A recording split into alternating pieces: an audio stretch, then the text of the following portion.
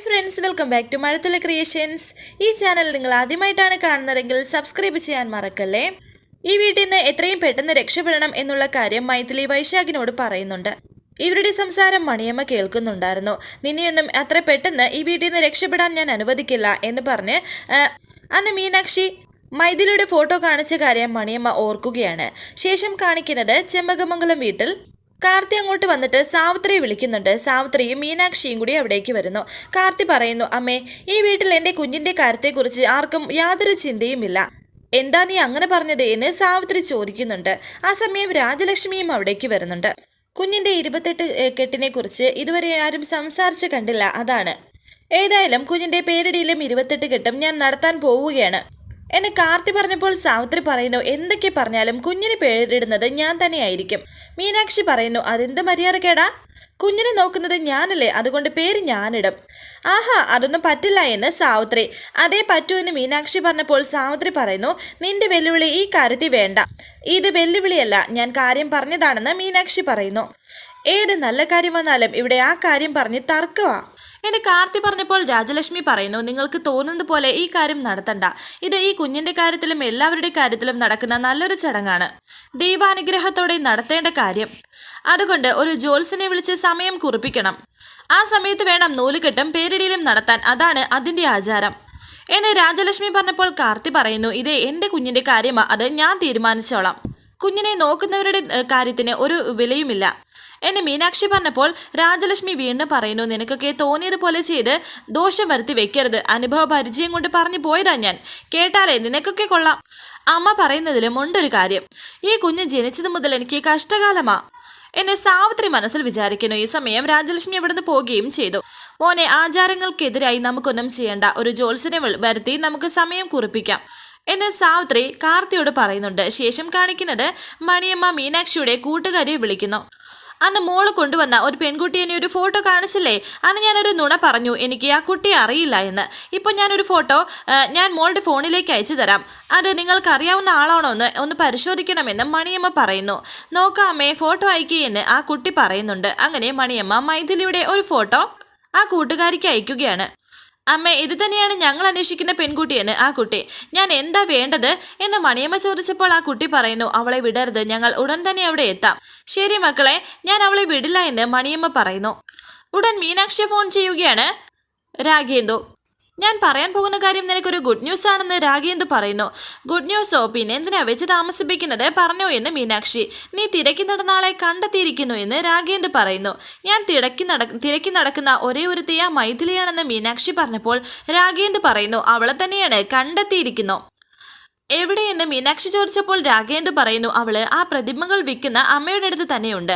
അത് കേട്ട് മീനാക്ഷി ഞെട്ടി നിൽക്കുകയാണ്. എങ്കിൽ പിന്നെ നാളെ തന്നെ അങ്ങോട്ടേക്ക് പോകാം എന്ത് പറയുന്നു എന്ന് മീനാക്ഷി ചോദിച്ചപ്പോൾ ഓക്കെ എന്ന് രാഘേന്ദുവും പറയുന്നു. അപ്പോൾ ഞാൻ ആ വീഡിയോയിൽ കണ്ടത് അവളെ തന്നെയാണ്. ഫോട്ടോ കാണിച്ചപ്പോൾ ആ സ്ത്രീ നുണ പറഞ്ഞതാണല്ലോ എന്നൊക്കെ മീനാക്ഷി മനസ്സിൽ വിചാരിക്കുകയാണ്. ശേഷം കാണിക്കുന്നത് വീട്ടിലേക്ക് ജോത്സ്യൻ വരികയാണ്. സാവിത്രിയും രാമനും കൂടി ജോത്സ്യനെ സ്വീകരിക്കുന്നു. നമസ്കാരം, ഞങ്ങൾ കാത്തിരിക്കുകയായിരുന്നു എന്നൊക്കെ പറഞ്ഞ് ജോത്സ്യനെ അകത്തേക്ക് കൊണ്ടുപോവുകയാണ് സാവിത്രിയും രാമനും. എല്ലാവരും വന്നു ഹോളിൽ നിൽക്കുകയാണ്. അപ്പുറത്തെ വശത്ത് രാജലക്ഷ്മിയും നന്ദിനിയും. ജോത്സ്യൻ രാജലക്ഷ്മിയോട് സംസാരിക്കുന്നുണ്ട്. സാവിത്രി പറയുന്നു, ജോത്സ്യരെ, ഇവിടുത്തെ കുഞ്ഞിന്റെ 28 കെട്ടിന് മുഹൂർത്തം കുറിപ്പിക്കാനാ ജോത്സ്യനെ വിളിച്ചത് എന്ന് സാവിത്രി പറഞ്ഞപ്പോൾ ജോത്സ്യൻ പറയുന്നു, ഇവിടുത്തെ കുഞ്ഞ് എന്ന് പറയുമ്പോൾ കാർത്തിക് സാറിന്റെ കുഞ്ഞല്ലേ, ആ കുഞ്ഞിന്റെ ഏറ്റവും പ്രിയപ്പെട്ടവരല്ലേ ഇതേ ആ നിൽക്കുന്നത്. ജോത്സ്യരെ, ഭാരിച്ച കാര്യങ്ങളൊന്നും ചിന്തിക്കണ്ട എന്നെ സാവിത്രി പറഞ്ഞപ്പോൾ രാമൻ പറയുന്നു, സാവിത്രി, ക്ഷണിച്ച് വരുത്തിയവരോട് കുറച്ച് മര്യാദയ്ക്ക് സംസാരിക്കേ. ഒരു ശുഭ മുഹൂർത്തം കുറിക്കാനാണ് ഞാൻ വന്നത്, അല്ലാതെ അശുഭകാര്യങ്ങൾ സംസാരിക്കാനല്ല എന്ന് ജോത്സ്യൻ പറയുന്നു.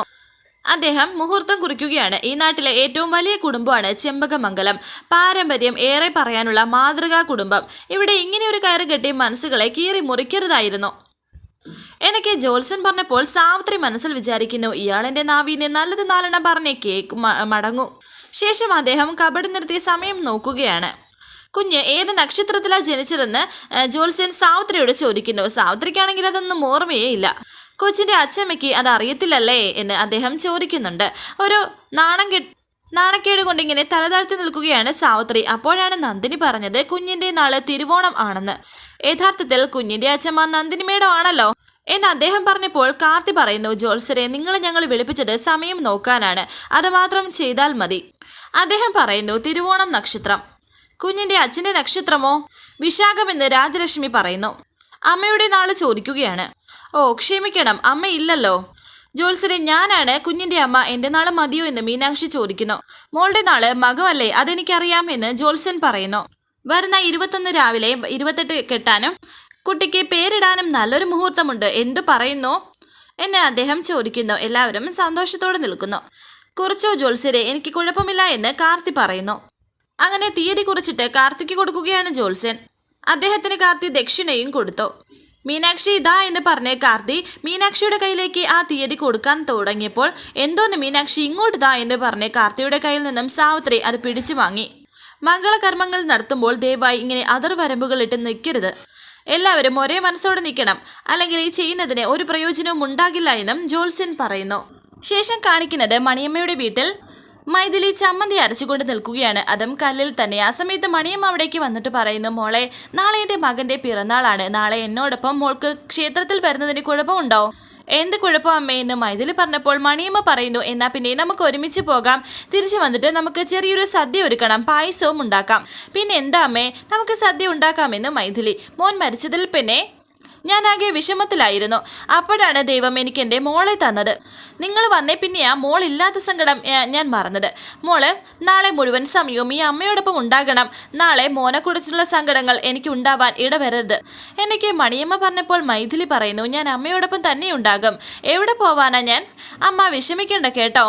ഇത് കേട്ട സന്തോഷത്തോടെ മണിയമ്മ പോകുന്നു. ഞാൻ പറഞ്ഞത് അവളങ്ങ് വിശ്വസിച്ചു. അവർ വരുന്നത് വരെ നീ രക്ഷപ്പെടാതെ ഞാൻ തന്നെ നോക്കണ്ടേ എന്ന് മണിയമ്മ മനസ്സിൽ വിചാരിക്കുന്നുണ്ട്. ശേഷം കാണിക്കുന്നത് നന്ദിനി തന്റെ വർക്കുകളൊക്കെ ചെയ്യുകയാണ്. അരികിൽ തന്നെയുണ്ട് ഗിരിയും.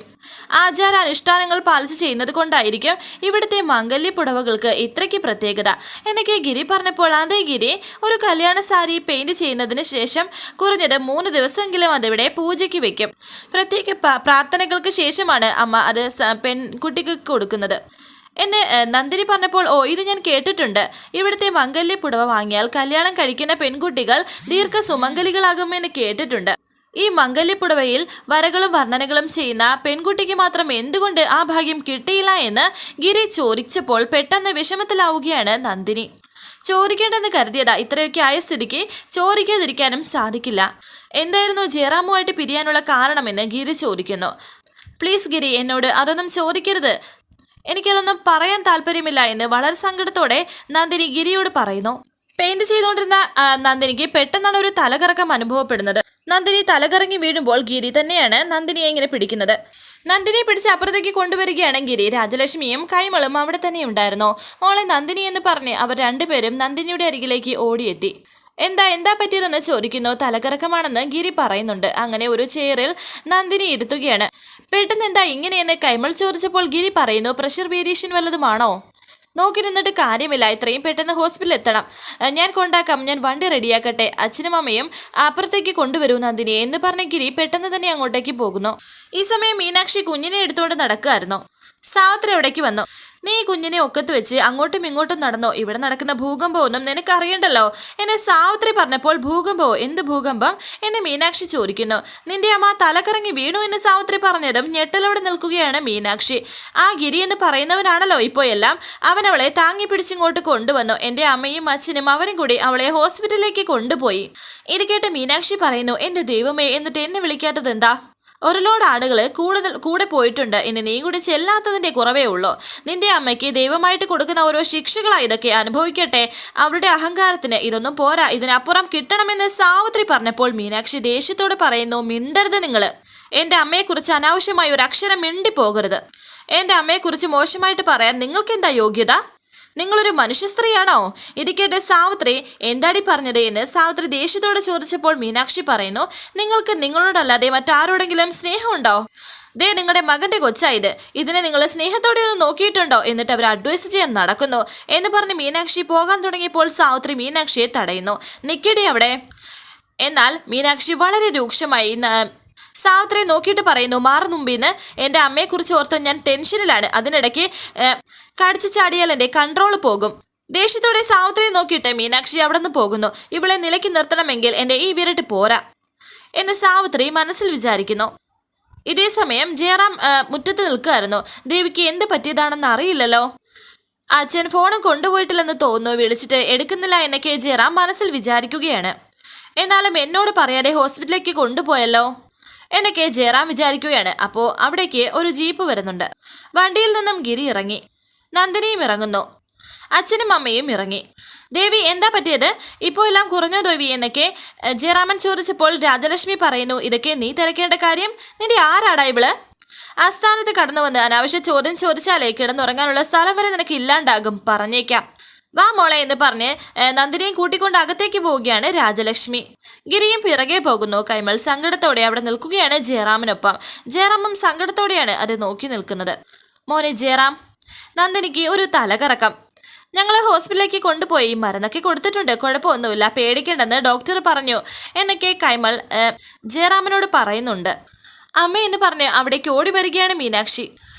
അമ്മയ്ക്ക് എന്ത് പറ്റിയതാണെന്ന് മീനാക്ഷി ചോദിക്കുന്നു. അമ്മയ്ക്ക് ഒന്നുമില്ല മോളെ, ഒരു തലകറക്കം വന്നതാ, അതൊക്കെ മാറിയെന്ന് നന്ദിനിയും പറയുന്നു. മെന്റൽ സ്ട്രെസ്സാണെന്നാണ് ഡോക്ടർ പറഞ്ഞത്. സ്ട്രെസ്സും ഡിപ്രഷനും വരാൻ എന്താണാവോ കാരണം എന്നെ രാജലക്ഷ്മി പറഞ്ഞപ്പോൾ ഗിരി പറയുന്നു, അയ്യോ ഒരു കാര്യം ഞാൻ മറന്നു, കാറിൽ നിന്ന് മരുന്നെടുക്കാൻ മറന്നു, ഇപ്പോൾ ഞാൻ എടുത്തിട്ട് വരാം എന്ന് പറഞ്ഞ് ഗിരി പോകുന്നു. അമ്മയ്ക്ക് എന്ത് കാര്യം കൊണ്ടാ മെന്റൽ സ്ട്രെസ് എന്നെ മീനാക്ഷി ചോദിച്ചപ്പോൾ നന്ദിനി പറയുന്നു, അതുകൊണ്ടല്ല മോളെ, അതൊക്കെ ഡോക്ടറിനെ കണ്ടെത്തല, എനിക്കിപ്പോൾ ഒരു അസുഖവും ഇല്ല. ഓരോരുത്തരുടെ മാനസികാവസ്ഥ അവർക്കല്ലേ അറിയൂ, നമുക്ക് അതൊക്കെ പെട്ടെന്ന് കണ്ടെത്താനാകുമോ എന്നെ കൈമൾ പറഞ്ഞപ്പോൾ നന്ദിനി പറയുന്നു, എൻ്റെ മോള് ടെൻഷൻ ആക്കണ്ട, അമ്മയ്ക്ക് എല്ലാം മാറി, ദേ കുഞ്ഞുറങ്ങി, ചെല്ല് കൊണ്ടുപോയി തൊട്ടിലിൽ കിടത്ത ചെല്ല് എന്ന് പറഞ്ഞ് നന്ദിനി മീനാക്ഷിയെ പറഞ്ഞു വിടുന്നു. വാ മോളെ എന്ന് പറഞ്ഞ് നന്ദിനിയും കൊണ്ട് അകത്തേക്ക് കയറി പോവുകയാണ് രാജലക്ഷ്മി. ഈ സമയം മരുന്നുമായി ഗിരിയും വരുന്നു. കൈമൾ തിരിഞ്ഞു നോക്കിയപ്പോൾ പിറകിൽ ജയറാം നിൽക്കുന്നുണ്ട്. വരാനിരിക്കുന്ന പുതുപുത്തൻ എപ്പിസോഡുമായി വീണ്ടും കാണാം. Thank you for watching. Please subscribe, like, share my channel.